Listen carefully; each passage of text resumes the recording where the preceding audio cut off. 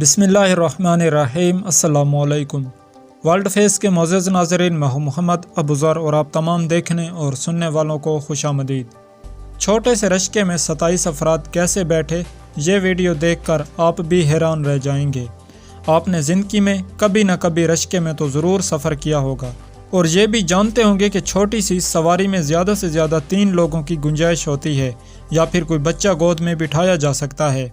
लेकिन भारत की रियासत उत्तर प्रदेश में रक्शे के हवाले से ऐसा वाक़या पेश आया जिसने दुनिया भर के सोशल मीडिया सार्फिन को हैरान कर दिया है कि इतने से रश्के में बच्चे बूढ़ों समेत 27 अफराद सवार थे।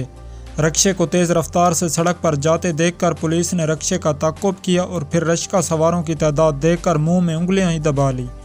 वाक़ये की वीडियो सोशल मीडिया पर तेज़ी से वायरल हो रही है। जहां कुछ लोग इस वाक़ये को गुर्बत और ट्रैफिक के मसाइल से जोड़ रहे हैं, वहां पर कुछ लोग हैरान होकर सवाल कर रहे हैं कि आखिर इतने लोग इस रश्के में बैठे कैसे। तो आपकी कीमती राय के लिए कमेंट बॉक्स हाजिर है। आप भी अपनी इस हवाले से कीमती राय से ज़रूर आगाह करें। आपसे मुलाकात होगी किसी अगली वीडियो में। तब तक के लिए इजाज़त। अल्लाह हाफ़िज़।